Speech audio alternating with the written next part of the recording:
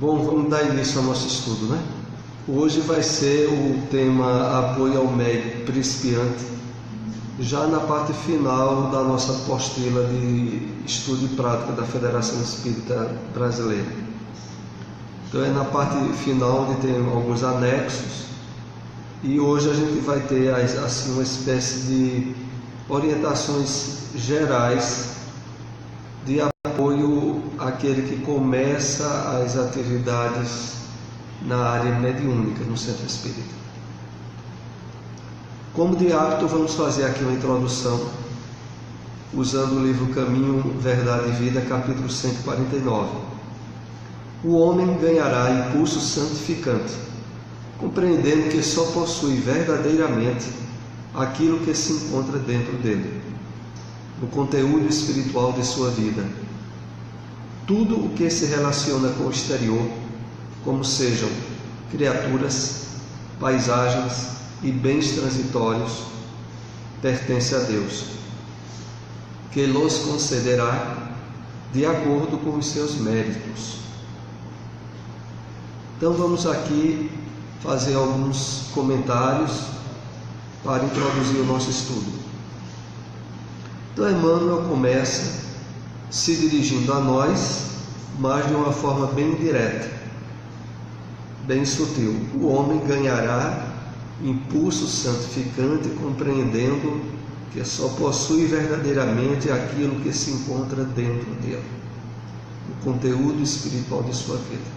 E aqui já abre um ponto interessante de reflexão para nós, que normalmente qualquer um de nós sabe que todos os bens, todos os objetos que compõem a nossa realidade externa não nos pertencem, nós sabemos disso.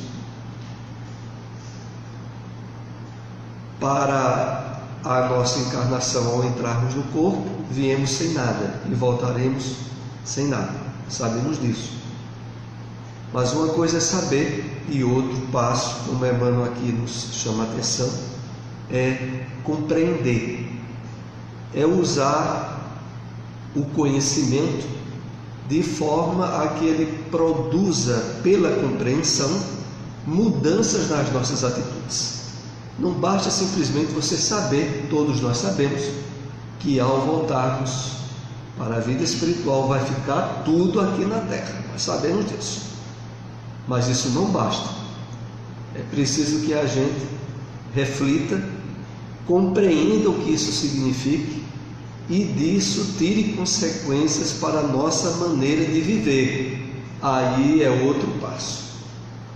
Aí é de fato entrar na esfera da compreensão. Que só possui verdadeiramente aquilo que se encontra dele no conteúdo espiritual da sua vida. E aí Emmanuel vai detalhar bem as questões que estão em torno dessa reflexão. Tudo que se relaciona com o exterior, quer sejam criaturas, paisagens e bens transitórios, pertence a Deus, que los concederá de acordo com seus méritos, certo?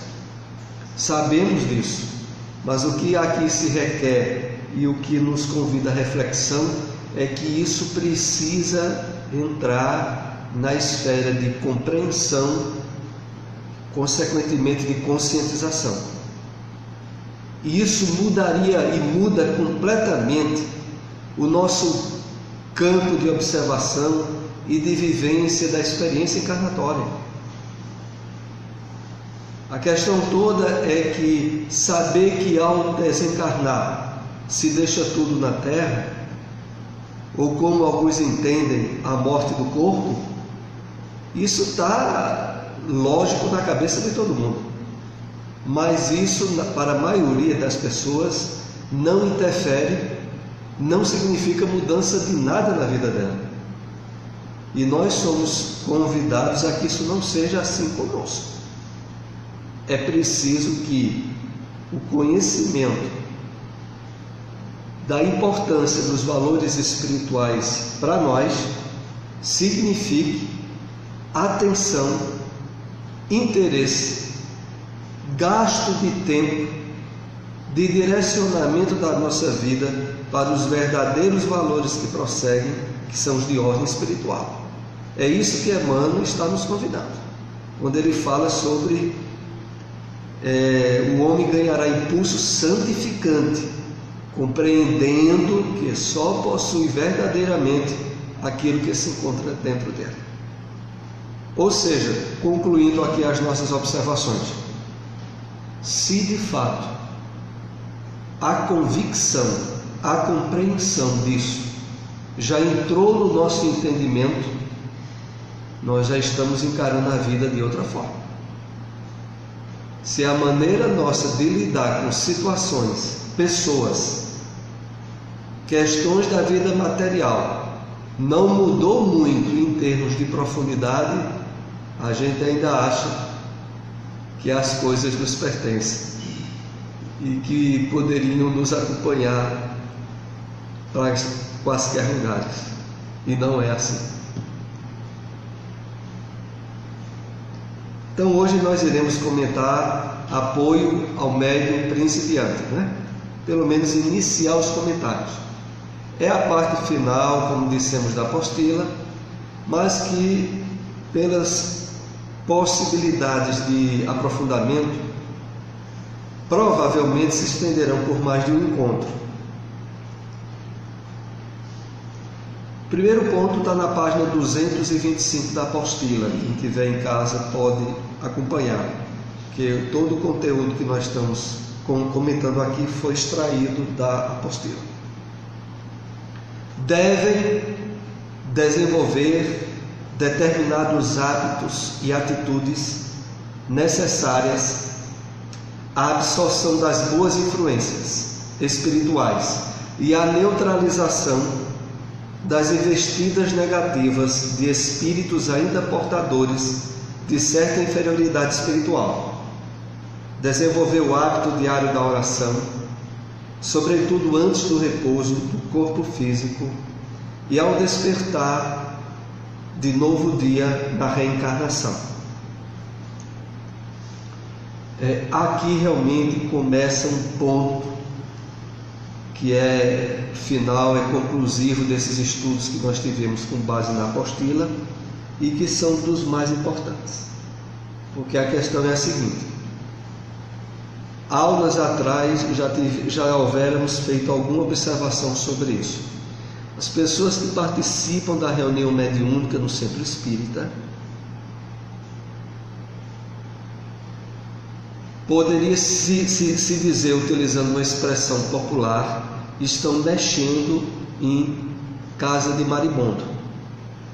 É uma expressão popular que se aplica perfeitamente ao trabalho mediúnico.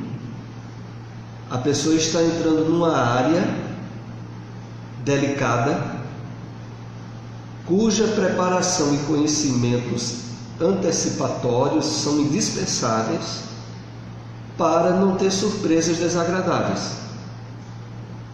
No caso daquele que mete a mão em casa de maribondo, leva a picada e sair dolorido e não resolver nada naquela experiência desastrosa.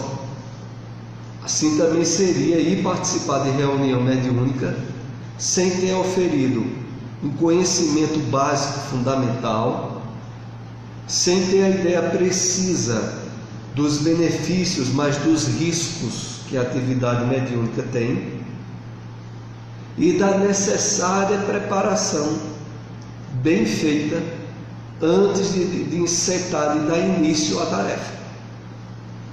Então, voltando aqui o slide, é dito a nós: devem desenvolver determinados hábitos e atitudes necessárias à absorção das boas influências espirituais e neutralização das investidas negativas de espíritos ainda portadores de certa inferioridade espiritual. É comparável àqueles que se propõem a ajudar no tratamento de enfermidades e doenças que afetam o corpo humano, enfermeiros e médicos. aqueles que compõem um grupo basilar para socorrer pessoas acidentadas, que podem chegar com infecções, ou adoentadas que podem chegar com vírus ou bactérias, e exige deles, entre outras coisas, conhecimento dos tipos de vírus e bactérias comuns, conhecimento das medidas profiláticas e de segurança preventiva, a eles também não se contaminarem, poderem ajudar sem se contaminar. É uma forma, de certa maneira, comparativa ao trabalho que é desenvolvido durante a reunião mediúnica. A pessoa vai estar lidando com vírus, espíritos desencarnados doentes, invisíveis ao olho humano, como são invisíveis vírus e bactérias, que estão perturbando, causando doenças de ordem espiritual em pessoas que se tornaram merecedoras de certa assistência espiritual pela casa espírita e que foram trazidos esses espíritos causadores da doença para a reunião mediúnica. Então, do mesmo modo que na medicina os profissionais de saúde lidam com os seres infinitesimais e invisíveis, os médios vão lidar com os seres infinitesimais e invisíveis, totalmente fora, normalmente, das possibilidades de percepção dos sentidos humanos. Isso também é muito comparável. E aí vem as primeiras orientações. Desenvolver o hábito diário da oração, sobretudo antes do repouso do corpo físico e ao despertar no novo dia de reencarnação. Então, se normalmente, através das mensagens espíritas, todos são exortados a usar os recursos benéficos da prece e da oração, habitualmente, de forma muito mais regular e disciplinada, são aqueles que vão participar da reunião mediúnica. Então a pessoa está indo participar, ela já sabe, tem que fazer sua conexão com a espiritualidade ao acordar, para dar início às atividades no campo material, ao dormir, porque também sabe que normalmente estará adentrando-se em outro campo de atividade espiritual, mais real, existencial, e que traz repercussões para o espírito dela. Então aí passa a ser uma obrigação para o médium, e sobretudo como nós estamos tratando aqui do principiante. Acordou, tem que ter seu momento de oração. Vai dormir, também vai ter que ter, como meios preventivos das incursões espirituais de que pode ser alvo ao longo do dia. Vamos aqui para mais um slide. Frequentar assiduamente uma das reuniões de explanação evangélico-doutrinária, palestras públicas da Casa Espírita, realizar a reunião do Evangelho no lar, sistematicamente, sozinho ou com familiares e ou amigos. Está na página 225 da apostila. Então vamos somando as orientações, as indicações para aqueles que pretendem o trabalho em reunião mediúnica. Prece ao acordar, dormir, e agora vamos, semanalmente, regularmente, frequentar pelo menos uma reunião pública doutrinária, realizar culto do Evangelho no lar, ou com parentes que se interessem, ou até mesmo sozinho, Mas não pode o médium que trabalha, o participante na reunião mediúnica, ele destoar do culto do Evangelho no lar. Para ele é imprescindível. Pois não, Geraldo? Ô Soares, assim, beleza. Quando a gente faz todos esses tudo isso aí, né? E o estudo também em casa da doutrina, por exemplo, ler o Evangelho, ler a codificação e dar sempre sintonia com a espiritualidade através da leitura, isso aí também conta muito. Tem Isso aí é algo muito importante em termos complementares, mas nós devemos ver como uma coisa de risco desnecessário e perda de um fator de muita proteção para a família dele, o culto do Evangelho no lar. Mesmo que, se não houver parentes ou familiares que incentivem a prática participando, ele realize sozinho, no dia por semana, no horário que ele acha mais adequado, mas ele fazer o culto do Evangelho no lar dele. Nós vamos vendo, à medida que a gente vai estudando esses apontamentos, o seguinte: o que é impulsionado, que é muito estimulado para todo participante da reunião mediúnica, é ele ter o máximo de contato possível com a espiritualidade elevada ao longo dos dias da semana. Quer nas leituras, quer no culto do Evangelho no lar, quer em participar de uma reunião pública, pelo menos por semana, e vai haver mais outros acréscimos que nós iremos ver nos próximos slides. Mas o que nós vemos assim de forma muito precisa é que é muito incentivado o contato máximo possível com as ligações, as frequências, as vibrações da espiritualidade elevada, em benefício dele mesmo, em benefício indireto de espíritos que acompanhem ele em necessidade. É esse o sentido.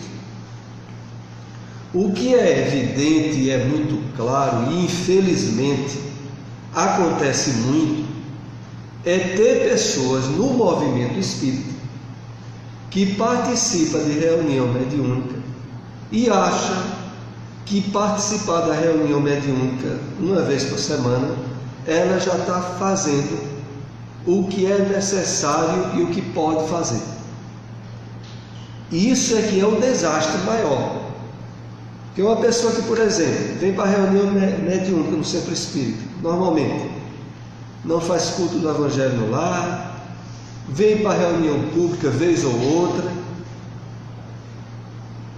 não tem esse cuidado com a prece como nós estamos aqui ventilando, era melhor que não tivesse reunião mediúnica nenhuma, pegasse a mediunidade dela e ficasse com ela em casa. Para o espiritismo era melhor 1000 vezes, e para ela também. E nós sabemos que tem muita gente no movimento espírita assim, que quer participar da reunião mediúnica como sendo a tarefa maior, e que ela fazendo está tudo resolvido. Era melhor que não fosse. Mas vamos ver que vai ter mais acréscimos sobre esses que nós estamos comentando.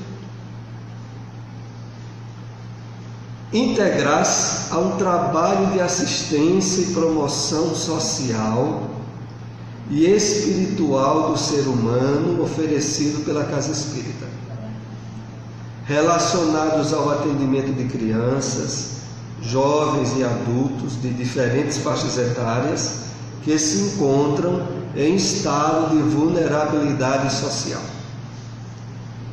Então agora a gente já está vendo mais um fator. Então, além de prece ao acordar, prece ao dormir, culto do Evangelho no lar, participação de uma reunião pública por semana, pelo menos, e agora integrar-se ao trabalho de assistência e promoção social e espiritual do ser humano. Porque quando aqui se fala trabalho de assistência, promoção social e espiritual, é porque direciona-se ao seguinte fator importante: o médium, trabalhador participante da reunião mediúnica, tem necessidade, a benefício dele mesmo, de ter algum trabalho, alguma coisa que ele meta a mão na massa em termos espirituais, para fortalecer ainda mais nele os fatores de sintonia com os espíritos do bem, de sensibilidade maior aos espíritos benfeitores. Então vamos entender bem esse outro campo de possibilidade que nós somos motivados. Trabalho de assistência e promoção social e espiritual. Então, por exemplo, no centro espírita, normalmente, poderia ser, se for um trabalho de assistência social, seria trabalho do tipo sopa, integrar-se em atividade em prol de constituir feirinhas para famílias em necessidade financeira e social maior, seria campanha do quilo, atividades de ordem espiritual que também está vinculada à casa, evangelização infantil ou juvenil, participação em atividades de aplicação de passes durante as palestras públicas, aí atividade de ordem espiritual, participação em palestras e organizar estudos, também é outra forma de atuação para aquele que trabalha na reunião mediúnica. Em resumo, é mais uma atividade que ele se sinta vinculado aos propósitos espirituais da sua vida.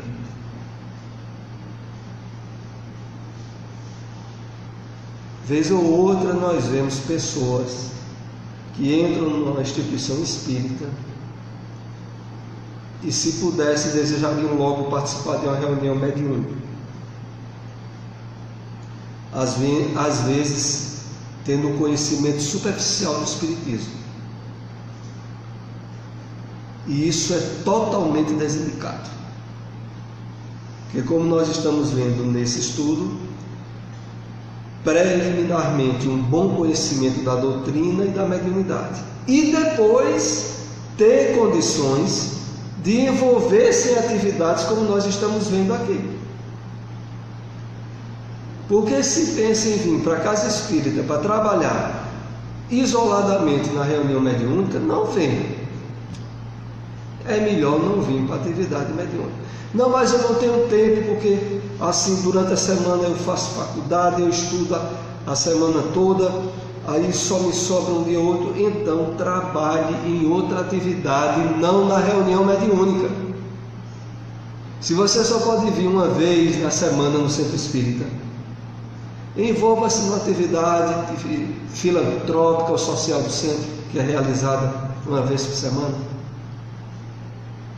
Participe atendendo as pessoas no dia da reunião pública, em termos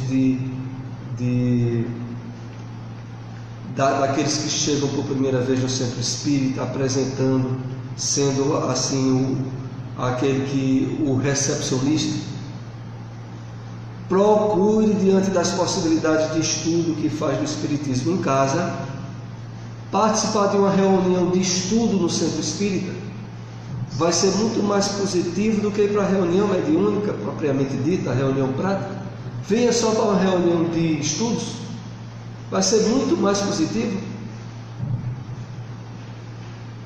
Então isso a gente quer deixar bem claro Porque sabemos que tem muitas pessoas que trabalham em centros espíritas, obrigado, em reunião mediúnica, e acham que isso é o mais importante e basta.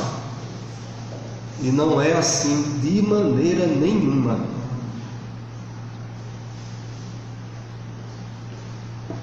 Vamos aqui para mais um slide. Habituar-se a realizar leituras, assistir a vídeos, ouvir CDs educativos de cunho doutrinário, espírita e evangélico, contar sempre com assistência espiritual vigilante, orientadora e esclarecida dos benfeitores desencarnados que assumiram compromissos com o grupo e com a tarefa. Está na página 225 da apostila Estudo e Prática da Federação. Então veja os detalhes até onde vai se chegando. Vai acumulando itens, né? Acumulando. Então mais um item. Dentro das possibilidades que a pessoa tenha em casa, ela estará sempre que possível tendo leituras de livros doutrinários espíritas, assistindo vídeos, ouvindo, ou seja, está ao máximo possível em contato com os benfeitores espirituais, com os espíritos do bem. E aí o esclarecimento continua dizendo: contar sempre com a assistência espiritual vigilante, orientadora e esclarecida dos benfeitores desencarnados que assumiram compromissos com o grupo e com a tarefa. Então é evidente que a pessoa que quer trabalhar na reunião mediúnica, ou aquele que já trabalha, tem que ser alguém que decidiu de forma firme a ter um compromisso com a espiritualidade, ao máximo. Ao máximo. Tanto em termos de interagir na instituição espírita onde trabalha, como na sua vida pessoal, nas suas possibilidades de instrução, de leitura, de estudo, de maneira diferenciada. Ele não pode estar na leitura indisciplinada, irregular dos livros espíritas, como alguém que é apenas o simpatizante do espiritismo. Ele tem que encarar como ele sendo um trabalhador da espiritualidade,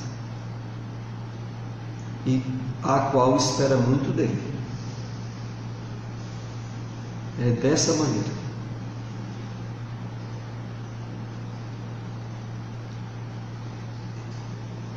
Já esse que nós vamos ver agora está na página 34 do livro Missionários da Luz e na página 228 da apostila.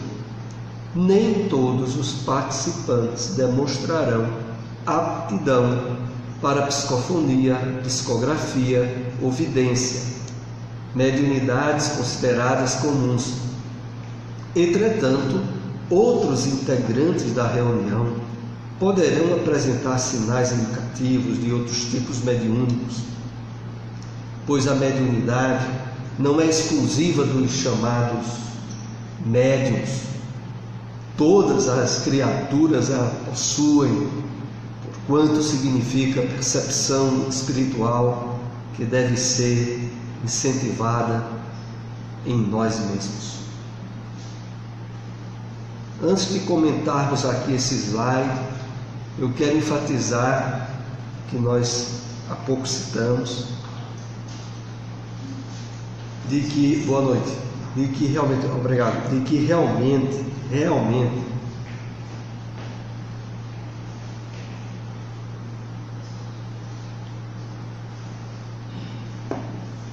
esses conteúdos que nós temos visto aqui como básicos para aquele que vai participar de reunião mediúnica, prática,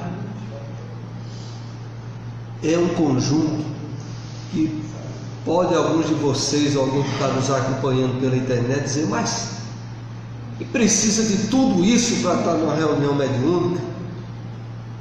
A pessoa não pode ter um trabalho positivo sem seguir tantas orientações? Olha, muitas pessoas participam das reuniões mediúnicas sem observar esses critérios, mas com uma consequência inevitável: a desvalorização,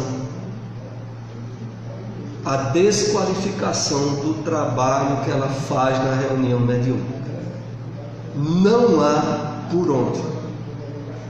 A pessoa que é médium só para a reunião mediúnica, o que ela faz em benefício dela, em benefício de espíritos que acompanham ela, é muito prejudicado pela falta de devoção, de dedicação e de envolvimento, como nós estamos vendo, com vários outros aspectos da atividade mediúnica que se dá fora do dia e horário da reunião mediúnica.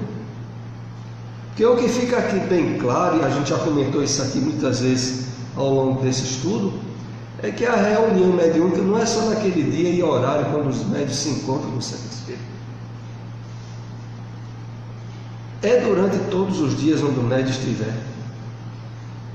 É nas suas atividades de trabalho, atividades familiares e outras. A mediunidade se estende a todos os momentos e a atividades e lugares onde nós vamos. É por isso que no caso do médium espírita, o promissado, há uma série de orientações que ele tem que dar valor e se esforçar em seguir, como essas que nós estamos vendo. Entremos agora aqui nesse exame. Nem todos os participantes demonstrarão aptidão, aí vem as 3 principais ou mais populares mediunidades ostensivas: psicografia, psicofonia e evidência. Entretanto, outros integrantes da reunião poderão apresentar sinais indicativos de outros tipos, como intuição, inspiração, desdobramentos, sinais, pois a mediunidade não é exclusiva dos chamados médiuns. Todas as criaturas a possuem. Botamos esse slide que foi extraído também do livro Missionários da Luz, principalmente a respeito disso, quando finaliza dizendo: porquanto significa a percepção espiritual que deve ser incentivada em nós mesmos. Então a clareza é meridiana, todos somos médios. Uns ostensivos, outros não ostensivos, mas nem por isso deixam de ser médios, e que têm faculdades que podem estar sendo educadas e trabalhadas e desenvolvidas, desde a própria mediunidade intuitiva, que também recebe um aprofundamento e uma extensão na medida em que a pessoa está levando mais a sério os valores de renovação espiritual da sua vida pessoal, o estudo que ela faz da doutrina, os compromissos que ela assume na divulgação espírita. Tudo isso são fatores que se traduzem em aumento da sensibilidade perceptiva da pessoa, ou perceptiva em termos intuitivos, ou, caso ela tenha uma mediunidade ostensiva, de elastecer a atividade ostensiva dela. Vamos aqui para mais um slide. Na página 228 da apostila. Ter sempre em mente que o aprimoramento da prática mediúnica é gradual iniciado efetivamente nos cursos preparatórios de mediunidade, que antecedem a participação do trabalhador espírita no grupo mediúnico. Aqui está dizendo assim, por exemplo, alguns de vocês que participaram aqui da maioria dos estudos que a gente andou tendo de mediunidade, estiveram, quer consciente ou não, numa atividade que desenvolve as percepções mediúnicas, ou ostensivas ou intuitivas, inspiradas. Mas o próprio fato de a pessoa participar regularmente de um estudo da mediunidade já abre campos de sensibilidade maiores para ela. Pois não. Durante o sono, no corpo físico, todos nós interagimos com o mundo espiritual, né? Mas muitos poucos têm consciência disso, desse contato com o mundo espiritual durante o sono. Depois que eu comecei a estudar o Espiritismo, que tem os sonhos, né, os sonhos que a gente chama, a gente tem aquela consciência do que fez do outro lado, que esteve do outro lado, e assim, eu acho que uma grande parte da maioria não tem essa consciência de que interage diariamente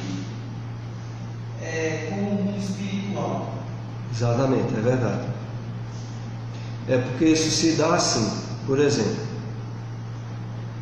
as pessoas que não tiveram ainda oportunidade de receber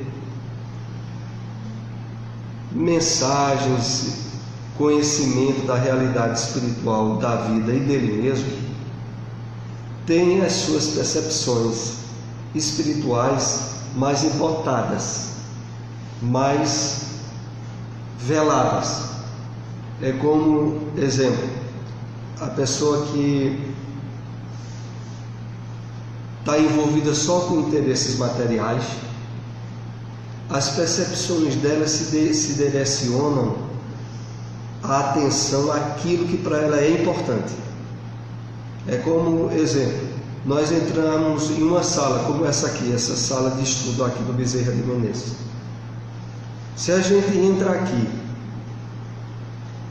e está com um problema sério na mente, um problema grave que ficou pendente lá fora, a gente pode entrar e ou praticamente só ficar com a visão limitada àquilo que está exatamente na nossa frente, no caso esses slides, esse estudo, e pode ter até uma dificuldade em assimilação e leitura mesmo do que está na frente dele. O que é que ocorre? Preocupações intensas ou objetivos de vida limitada à esfera física faz com que, mesmo quando a pessoa vai dormir, as percepções dela estão de uma forma voluntária bloqueadas.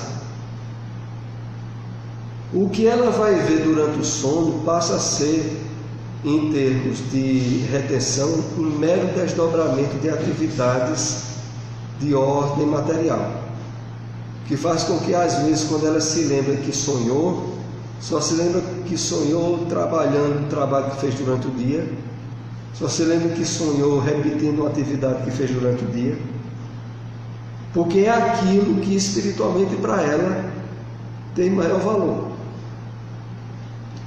Quem já está ampliando a sua área de interesses e de valor para a esfera espiritual, ao dormir, estará se predispondo e criando possibilidades dentro dele mesmo de perceber e lembrar de coisas que antes ele não percebia ou lembrava. Porque ele faz já o treino que ele faz durante o dia, em ter cultivado, gastado tempo em atividade de ordem espiritual.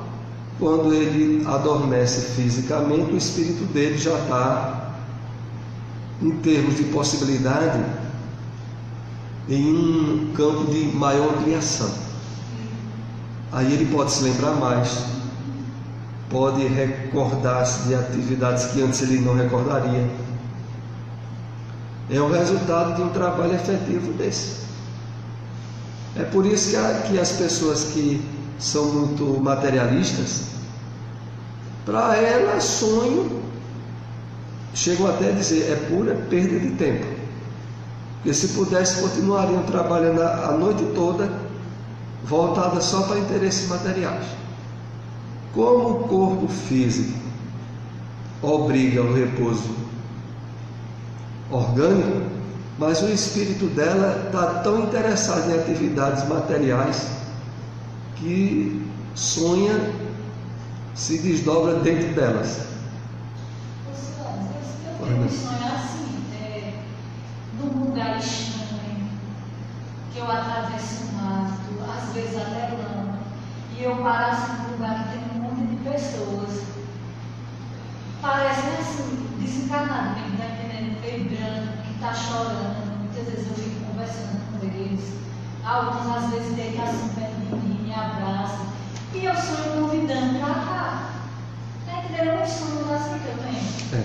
Esse tipo de sonho já caracteriza desdobramento de encontros espirituais, que evidencia, mesmo que de uma forma vaga, o fato de você ter tido conversações e diálogos com espíritos desencarnados, que, mesmo tendo ficado meio impreciso de que eram espíritos desencarnados e que você estaria atuando, convidando eles para vir, mas você já fica com a recordação. Esse que você diz já caracteriza bem isso. Então vamos ter sempre em mente que o aprimoramento da prática mediúnica é gradual. Então nós estamos sempre educando e desenvolvendo percepções mediúnicas na medida do nosso interesse pelos valores de ordem espiritual, nos cursos preparatórios que antecedem a participação do trabalhador espírita no grupo mediúnico. Vamos aqui para o último slide de hoje. Está na apostila e também no livro Mediunidade e Evolução, de Martins Peralva. No que diz respeito à eclosão da mediunidade, os participantes devem ser convenientemente alertados de que o processo pode, ocasionalmente, provocar-lhes algumas alterações orgânicas e psicológicas perfeitamente administráveis, decorrentes da aproximação de entidade sofredora, reações emocionais insólitas, sensação de enfermidade só aparente, calafrios e mal-estar, irritações estranhas. Ou seja, uma bagaceira de coisa ruim, né? Um bocado de coisa ruim junto. Isso aqui nos é colocado como sendo algo que normalmente pode acontecer. No que diz respeito à eclosão da mediunidade, os participantes devem ser convenientemente alertados de que o processo pode ocasionar isso aí. Isso seria assim, em termos comparativos ao que nós fizemos na introdução do nosso estudo de hoje, do atendimento de médicos e enfermeiros. Eles se prepararam, como nós nos preparamos com os estudos, tomaram conhecimento dos vírus e bactérias de ordem espiritual, mas isso não vai impedir de que muitas vezes chegam pessoas para serem atendidas no hospital cheirando mal, envolvidas por um clima de irritação, de apreensão, de medo e outras coisas mais, podendo atingir aos médicos ou enfermeiros que os atendem. Totalmente possível. É por isso que a atividade mediúnica, que é uma das vivências da caridade espiritual, das mais importantes para o espírita, não guarda surpresas para ninguém sobre o que pode acontecer. Realmente, o trabalho mediúnico causa uma série de transtornos contornáveis, como aqui bem se cita, mas incômodos, muitas vezes incômodos. E a questão toda tem a ver com aquela parte que uma vez nós já nos referimos aqui, que foi dita pelo apóstolo Paulo, que está em uma de suas cartas, quando ele diz assim: melhor sofrer fazendo bem do que fazendo mal. Porque se a gente sofre fazendo bem, a gente está crescendo espiritualmente, está acelerando a nossa evolução. Então, comprometer-se com o trabalho de ajuda, de assistência na reunião mediúnica e sentir certos incômodos devido a essa atividade é, para aquele que participa, para o médico que participa, algo que ele não deve de maneira nenhuma achar ruim,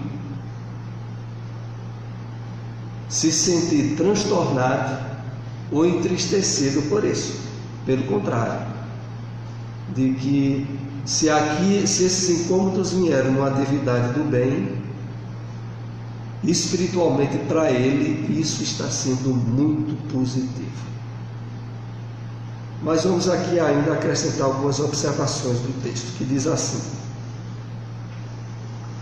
primeiro, os participantes devem ser alertados, como nós estamos aqui, para alterações orgânicas e psicológicas decorrentes da aproximação de entidades sofredoras.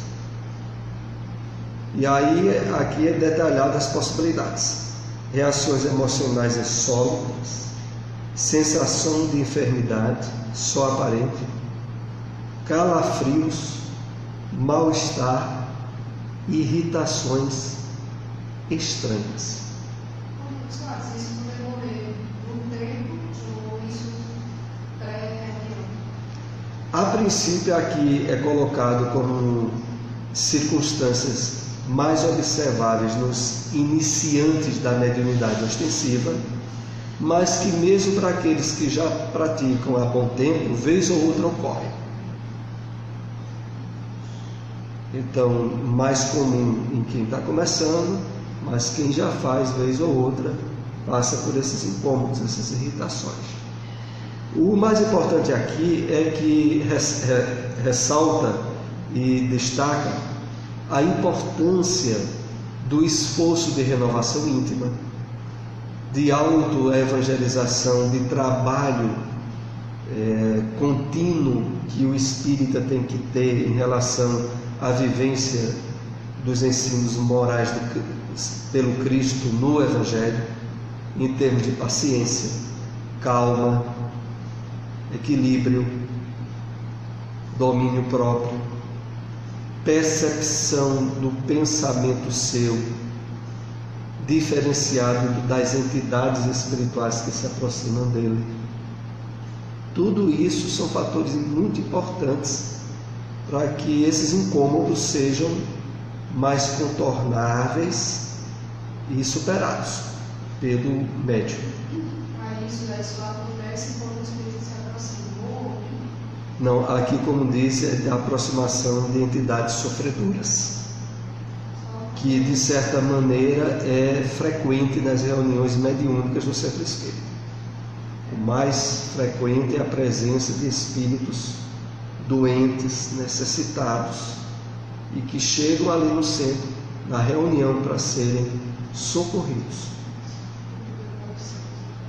Então, como nós estamos indo nesse primeiro estudo, porque essa aula vai continuar na próxima semana, há um conjunto de orientações importantes para a boa prática mediúnica,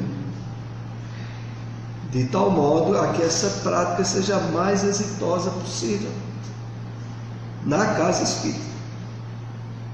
Esse assunto nós iremos continuar no nosso próximo encontro ainda. Paramos aqui no slide 7, ainda estamos aqui na metade desse estudo. Vamos então para a prece, chegado o momento de concluirmos o nosso estudo. Lembrando aqueles que participam do estudo de Joana de Ângeles no domingo, vai ser 4 horas da tarde.